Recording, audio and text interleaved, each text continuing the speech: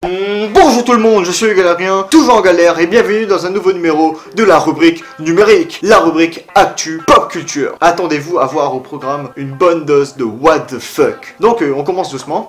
En premier, on a un mec qui recrée les guns de Tracer dans Overwatch et qui fonctionne. Un retour bref sur le State of Play de Sony. Et enfin, l'analyse de la bande-annonce de Dora l'exploratrice. Et oui les gars, j'étais obligé d'en parler. Pour finir, toujours la petite vidéo bonus de fin.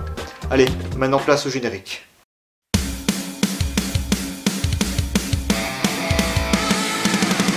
Allez, c'est parti.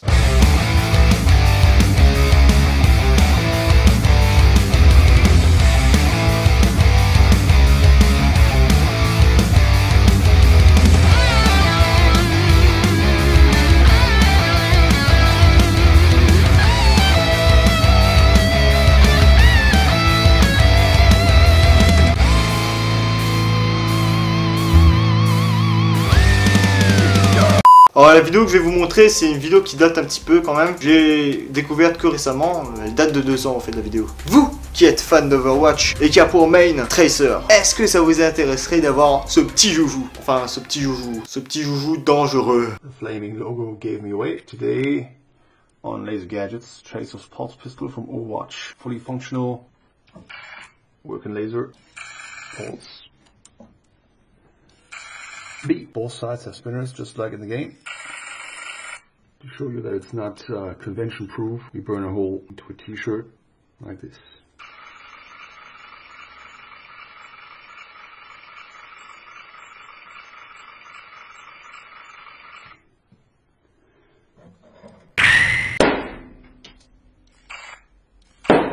Holy shit! Déjà premièrement, c'est assez impressionnant quand même. Enfin, je veux dire, on s'attend pas à ce que le gun il crame des trucs. Déjà au début de la vidéo, j'ai cru que c'était juste un accessoire décoratif pour un cosplay. Parce que si on doit parler de design, bah, c'est très soigné, c'est très réussi pour le coup. Et puis finalement, bah, c'est plus qu'une déco. Alors notre cher Laser Gadget, c'est le nom de sa chaîne YouTube, il nous fait la démonstration de son arme en pétant tout ce qu'il trouve pour des cibles. Genre là par exemple, il a réussi à percer un trou dans la vitre avec le laser. Dis donc, ça trouve le cul. Sinon pour continuer dans sa démonstration, il crame également des ballons. C'est là où la vidéo devient un peu louche parce que le premier ballon se désintègre tout de suite alors que le second prend un peu plus de temps. J'ai chronométré le temps d'attente pour la première explosion du ballon est de 0,25 secondes à peu près et le second est de 0,52 secondes, soit un peu près le double du temps du premier ballon. À partir de là, certaines personnes peuvent commencer à avoir quelques doutes sur la réalité du gun. Est-ce qu'il désintègre vraiment quelque chose ou c'est juste un fake? Alors bien sûr que non, je ne pense réellement pas que tout ceci n'est que du fake. Le mec fait ça pratiquement sur sa chaîne. Il a déjà fabriqué d'autres armes encore plus grosses et plus imposantes qui sont utilisables bien évidemment. Sa vidéo la plus connue c'est celle où il nous montre son gantelet d'Iron Man qui tire des lasers.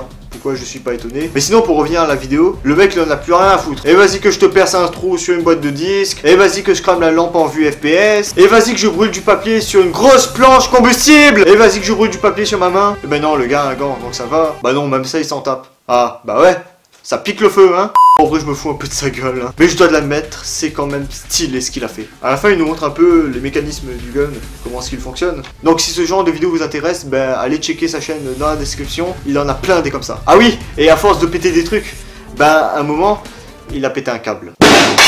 Allez, deuxième info. Lundi dernier, oui je suis en retard, que voulez-vous, il y a eu le tout premier direct de PlayStation façon Nintendo. Pour ne pas dire Nintendo Direct. En gros c'est un Nintendo Direct mais pour les jeux PlayStation. Et ça s'appelle State of Play. D'ailleurs ce nom est tout simplement un jeu de mots puisque State of Play ne veut pas dire mot à mot en français état de jeu, mais plutôt état des lieux. Oui, je suis fier présentement. Ma satisfaction se lit sur mon visage. Bon, ici on passe au jeu annoncé. Pour nous mettre dans le bain, Sony nous annonce en premier un bon gros jeu sorti de nulle part. Après Spider-Man, le héros qui rejoint PlayStation est Iron Man débarque sur PS4 en VR. Fallait s'en douter, hein, le héros a plus d'intérêt d'être joué en FPS qu'en TPS, contrairement à Spider-Man. Mais cela dit, tout n'est pas tout rose. On sait juste que Robert Downey Jr. ne prêtera pas sa voix pour Iron Man. Mais c'est pas grave, c'est un jeu en VR exclusif sur PS4. Je vais pouvoir y jouer, j'ai besoin de claquer 400 €. Mais c'est pas grave, puisque d'autres nouveautés vont être annoncées. Non, bon, j'exagère un peu. Ou pas. En fait, globalement, dans ce direct, on nous montre des jeux qui ont déjà été annoncés à l'E3, puis réannoncés à la Gamescom, et quelques jeux qui ont déjà été annoncés au Game Awards. Donc c'est pas vraiment de la nouveauté quoi. Le reste des annonces c'est principalement des party games. En VR! Putain, mais c'est quoi ce bordel? Bon, essayons de voir le bon côté des choses. Certains des jeux annoncés sur le VR m'ont l'air fortement sympatoches, comme par exemple le jeu Blood and Truth, dont le héros semble tout droit sorti d'un film avec Bruce Willis. Ou bien sinon, et par contre, là je suis sérieux, hein, ça me plaît vraiment bien. D'habitude, je suis pas trop jeu d'horreur, hein, c'est pas trop ma cam. C'est Five Nights at Freddy's. En VR! Où là, il y avait encore des gens qui disaient « Oh mais non, mais ce jeu il ne fait pas peur, c'est juste des screamers qui se sautent en pleine gueule. » Non, non, non, non. Ta gueule, quand tu joues pour la première fois, tu stresses tes grands morts. Tu peux pas dire que ça te stresse pas, ça te fait pas peur. Et là, dans cette version VR, il est même plus question de scream. Vous aurez les animatroniques qui seront en mouvement comme dans le 4. Et rien que de les voir, bah, ça fait vraiment peur. Après, quand t'es habitué comme moi, ça te fait juste intimider, hein, et tu gagnes un peu de frisson. Mais encore un truc, ceux qui disent ouais, les screamers ça fait pas peur, c'est des conneries. Genre, vous avez vraiment jamais sursauté devant un screamer? Non, vraiment, ça vous a pas fait peur comme ça? Et là, imaginez, je vous mets un screamer tout de suite. Là. Bon, forcément, ça vous fait pas peur parce que je vous aurais prévenu. Bon, allez, je vous laisse tranquille. J'ai pas envie de vous faire peur en pleine vidéo. Enfin, pour terminer, pour conclure, on n'a pas vraiment de nouveautés annoncées, hein, mis à part les jeux VR. Encore faut-il posséder un PlayStation VR. Mais 400 balles, les gars, 400 balles. Je vais pas lâcher 400 balles quand même. Alors, je sais que c'est le casque à réalité virtuelle le moins cher du marché pour jouer à des jeux. Mais 400 balles, ça fait mal quand même. Moi, j'aurais pas le courage d'aller acheter ce casque, hein. Faut vraiment que j'ai beaucoup d'argent. Bon, cela dit, il y a un truc qui peut être bien. Vous vous souvenez du 4VR dans le premier épisode de la rubrique numérique? Imaginez tous ces jeux qui peuvent être joués avec le 4VR. Ce serait le feu, non? Dernière info. Souvenez-vous, dans une vidéo il y a maintenant 6 mois, à l'époque j'avais encore des cheveux beaux, qu'un film Dora allait arriver. On avait déjà un bout du cast qui était présenté, entre autres des personnages inconnus, et Eva Longoria qui aurait le rôle de la maman de Dora. Elle qui ne se fait plus du tout parler d'elle depuis un sacré bout de temps, bah, elle repop comme ça, aléatoirement dans ce film. Alors cette BA, ça donne quoi? Tu connais la jungle. Ça fait partie de toi. Mais l'exploration, ce n'est pas un jeu. Si tu ne regardes pas où tu mets les pieds... Je vais bien, Babouche. On a fait une grande découverte, Dora. Une cité d'or antique. Parapata. Et ta mère et moi allons prouver qu'elle existe. Et moi aussi. Je suis désolée, chérie, tu ne viens pas. Quoi? Vivre en ville, fréquenter des jeunes de ton âge comme Diego, c'est une bonne chose. Oui, on va t'inviter à ces fêtes, des rave parties où il y a ce genre de musique.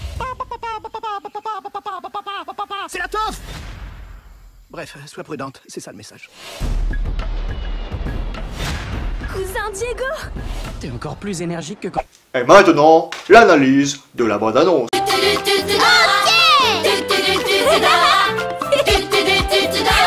Déjà avant de crier sur tous les toits que c'est de la merde, calme tes fesses. Ce film-là, il ne faut pas le prendre au sérieux. Vraiment, ne le prenez pas au premier degré. Hein. C'est-à-dire que le film en lui-même, on sait déjà d'avance que ça va être très con, à la limite de la parodie d'un film d'aventure. Bon, cela dit, il reste quand même des points négatifs à ne pas franchir, et le film en a, c'est dans la bande-annonce. D'ailleurs, avant d'entrer dans les détails, mon dieu, qu'est-ce que cette bande-annonce est mal foutue! Putain, il nous spoil le film, quoi! Comme je l'ai dit dans la précédente vidéo, faites bien vos bandes-annonces, et arrêtez de spoil! Donc la bande-annonce était un concentré de clichés absolus de films d'aventure, genre déjà, ça commence sur des plans sur la jungle. Oui bon ok, c'est un argument de merde. Donc en vrai on nous introduit le perso de Dora comme une fille qui connaît bien la jungle, puisqu'elle et ses parents vivent tous les trois dans la jungle, dans une maison atypique. Cela dit, passer des vacances là-dedans, bah ça me plairait bien. Mais foutez des prises électriques. Ensuite s'ensuit une scène incroyable. Mais l'exploration, ce n'est pas un jeu. Si tu ne regardes pas où tu mets les pieds... Je vais bien, Babouche. Oh putain. Comment ça se fait que Dora peut-elle sortir indemne de cette chute, vu la hauteur? Toche ton maman. Eh, je veux bien, t'inquiète pas, Babouche. Genre les trois. Quoi, Babouche? Les parents de Dora découvrent ensuite l'intrigue du film, c'est-à-dire une cité perdue. Et là, par contre, on a atteint la limite. Sérieux. Une cité perdue. C'est THE cliché d'un film d'aventure. Non mais quoi, il y avait vraiment pas une meilleure idée. Je sais pas moi, l'aventure se passerait à la montagne en Alaska où il faut trouver un objet ultra rare qui est perdu dans je sais pas trop quoi. Bref, un truc ailleurs qu'une cité perdue. Bon, cela dit, on verrait pas Dora et ses jolies courbes. Et je le rappelle, l'actrice a 17 ans. Donc les vieux là, hein, Dora est bonne. Non mais si je dis ça, c'est pas pour rien. Parce que sous la bande-annonce, il y a que des commentaires du style contrairement à la cité, c'est Dora que je veux explorer. Tout ce qui est bien foutu dans le film, c'est l'actrice qui fait Dora. À voir son physique, je dirais plutôt que c'est Dora la dominatrice. Elle est sacrément bonne, Dora. Dans l'annonce, ça disait recherche jolie fan qui fait assez juvénile, mais pas trop. XD. Et ensuite, mon préféré, les pédophiles vont se gaver. Pour revenir à la cité, vous savez comment elle s'appelle? Parapata. Quoi? Parapata. Pardon? Parapata.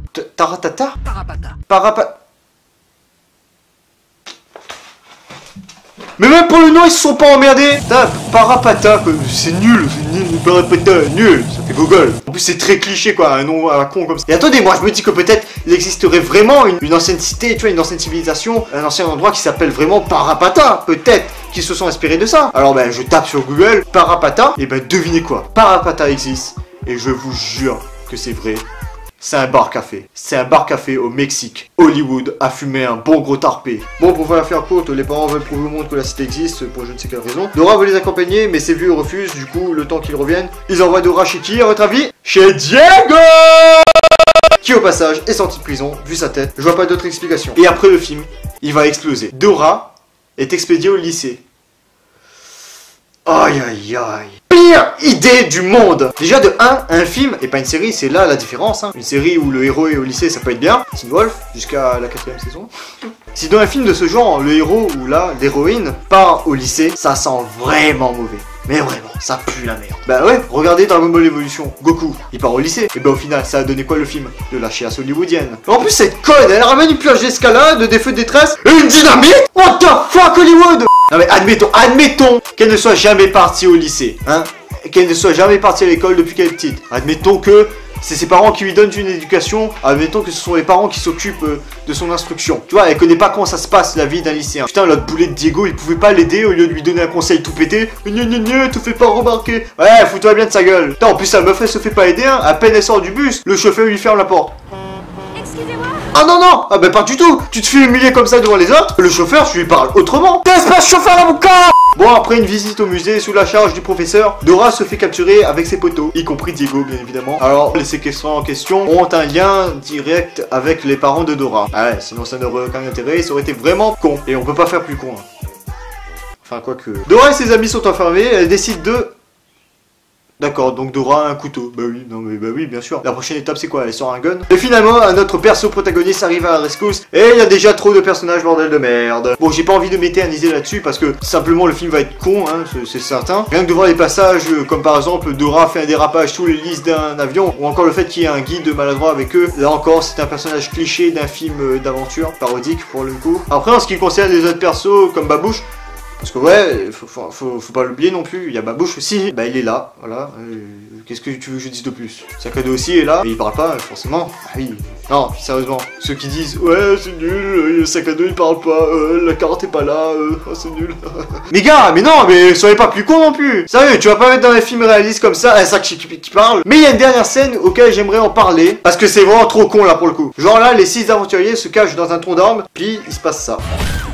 Non, en danger, en danger, en danger. C'est pas acceptable. Je sais qu'il y a des films qui font pire que ça, hein. Et on laisse passer ces trucs cons. Genre, regardez, il y a un gros tronc d'arbre qui pèse déjà très lourd. Les mecs, ils rentrent dedans, ils sont 6, donc le poids s'intensifie 6 fois plus. Et là, tu vas me faire croire que la force d'un archer ou d'un arbalète, c'est plus probable, qui tient une flèche et ok, il touche le bout de l'arbre. D'ailleurs, il vise bien, hein, c'est le seul bout qui dépasse. Et ça fait tomber Banana, elle est morte chez nous. Pour conclure, bah, je vais aller voir ce film au cinéma parce qu'il est beaucoup trop con. Je vais m'amuser devant, je vais rire. Tellement il va être absurde. Mais par contre, il y a un truc qui me tracasse, c'est que j'ai peur que tout ce qu'on voit dans la bande-annonce, c'est les seuls trucs divertissants que peut nous donner le film. Parce que si c'est ça, bah, ça se trouve, le reste du film, bah, il pue la merde. Parce que là, c'est dommage. Et l'autre truc aussi qui me ferait chier, bah, sortir un film d'horreur comme ça pour déconner. Moi, je veux bien, hein, j'aime la clunisque de ce genre. Si Hollywood fait ça juste pour une fois pour déconner, ça me va. Mais par contre, s'il y a des scènes post-crédit, ce qui veut dire qu'il y aura des suites, alors là, non, faites pas de suite. Bah non, faites ça pour déconner une fois, mais pas 2 fois. Ah, je dis ça parce que il y avait des scènes post-crédit dans Dragon Ball Evolution. Ça veut dire que les mecs voulaient faire une suite. Au final, ben...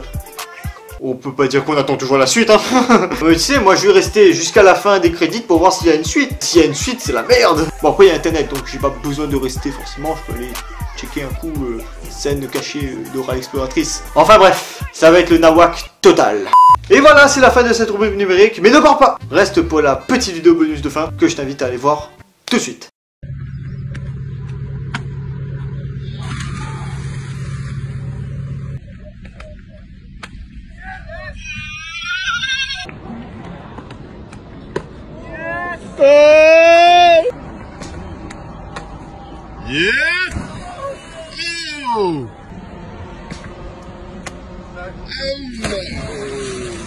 Cette vidéo nous vient d'un freerunner, ce sont les mecs qui font du parcours, le sport le plus stylé au monde par excellence, juste devant la capoeira et la danse classique. Et il s'appelle Dom Tomato. Et il a aussi une chaîne YouTube. En fait, ce genre de vidéo, c'est vraiment le type de vidéo où tu tires cette tête à chaque fois que le mec il se foire ou qu'il tombe. Et je suis même sûr que vous avez tiré cette tête de constipé devant votre écran par réflexe. Cette vidéo est aussi un bon exemple pour dire que le travail se paye toujours.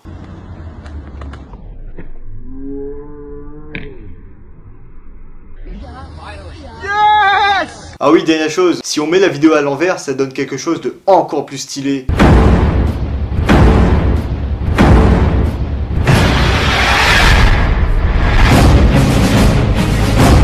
Et voilà, c'est la fin de cette rubrique numérique numéro 13. J'espère que ça vous a plu. Donc si c'est le cas, n'hésitez pas à vous abonner à ma chaîne YouTube. Vous pouvez me suivre sur Facebook, Twitter et DeviantArt. Les liens sont dans la description. Les liens de tout ce que j'ai parlé, que ce soit la bande-annonce et tout, sont dans la description aussi. Allez checker si ça vous intéresse. Si vous avez aimé cette vidéo, vous pouvez également la partager à vos amis, à vos collègues, à vos proches, à vos amis, à vos collègues, à vos proches, à vos amis, à vos collègues, à vos proches, à vos... Donc voilà, je n'ai plus qu'une chose à vous dire, c'est à la prochaine. Et bisous.